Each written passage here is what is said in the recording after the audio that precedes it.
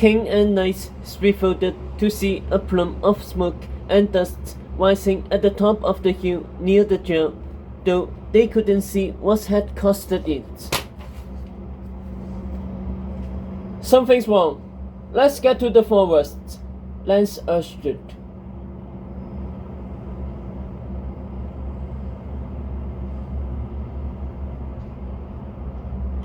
10 minutes.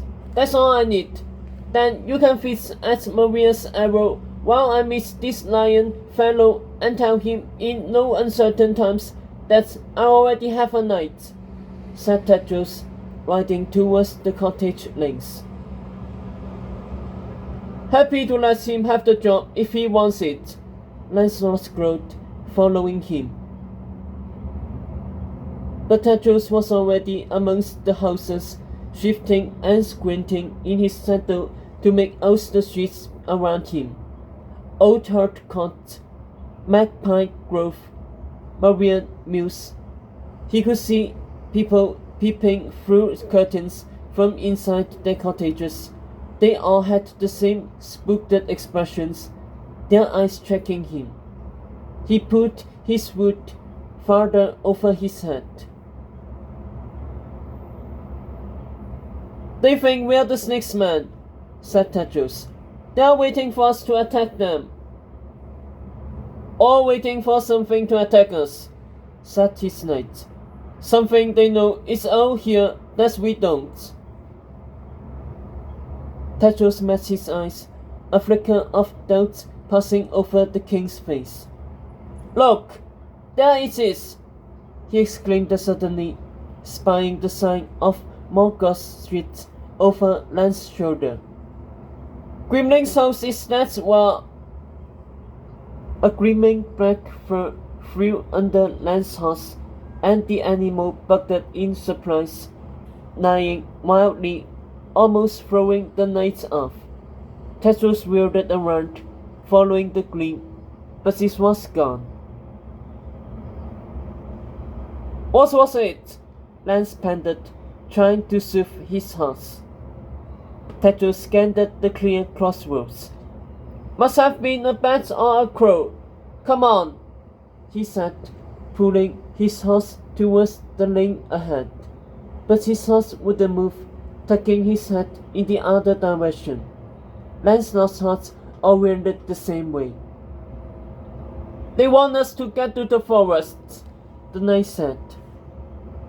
Tedros dismounted and jogged towards Morgoth Street, leaving Lancelot and the horses behind. Rounding the corner, he checked the street numbers 232, 240, 244, until he found a 2-floor white cottage with 246 above the door in purely red paint. This is Grimling's. The front garden was dead and overgrown with bristly weeds. The cottage's white panels were spotted with mildew and bird droppings. Both windows were cracked with tiny holes in them, as if they'd been shot through with marbles. In leaving Camelot, Lady Grimling had traded a ramshackle castle for an even more run-down house. As Tedros approached the front door, he noticed the welcome mat and embroidered needlepoint of young King Arthur with a halo over his head and the words stitched beneath him in golden thread. The once and future king.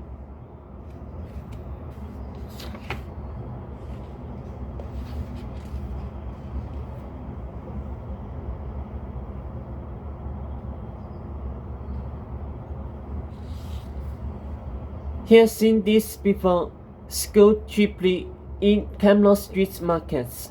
They were popular with the poorer citizens of the kingdom, who had lionized the lofty king, and with Cyrillus, who saw Tedros' father not as a man, but as an immortal saint who would one day return from death to reclaim his kingdom. But Lady Grimling, She didn't fit into either category. She wanted for his father. She was Arthur's friend. Even if she did secretly love him, having this in front of her house felt like something other than love, something creepier. It made Tetro's stomach lurch.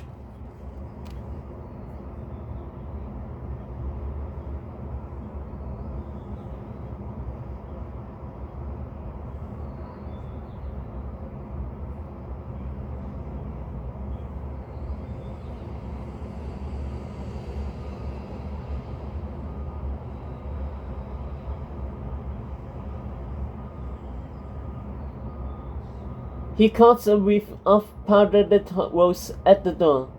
Quickly, he put his hand on the knocker, but then he smelled that the rosy scent overtaken by a hot, sweaty musk. Tetros turned, frowning. Where you go, I go, cloistered Lancelot, sword gleaming on his belt. Tetros turned back and knocked hard on the door. No one answered.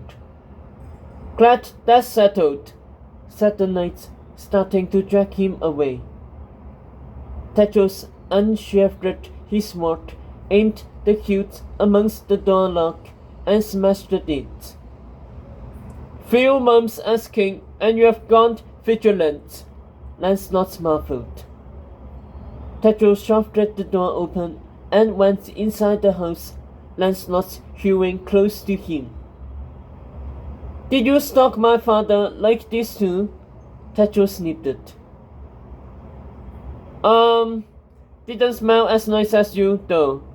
You know, with the number of maps you take, it's a wonder you get any work as king done at all. Tetros stopped in front of him. Lance! The knight looked up and stiffened.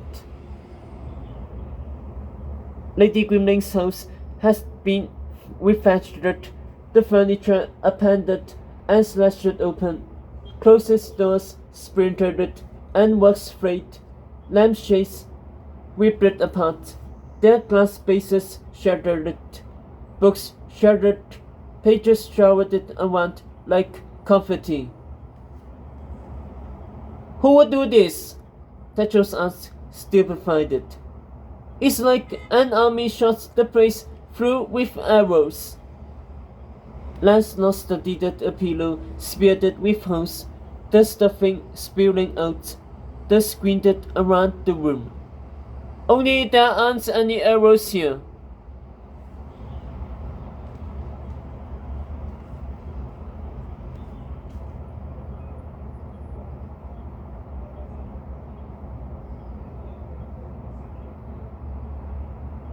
Glancing inside a closet, Tetros found a safe mask broken open and dumped on the floor. He sifted through the wreckage. First, some old clippings from the Camelot Courier, the top one announcing his father's coronation, with a portrait of Arthur accepting the crown, and a young Lady Grimling smiling to the side of the stage, while another clipping featured a picture of a young Arthur and young Grimling sitting together with the caption, King and his steward hard at work in the early days of his reign.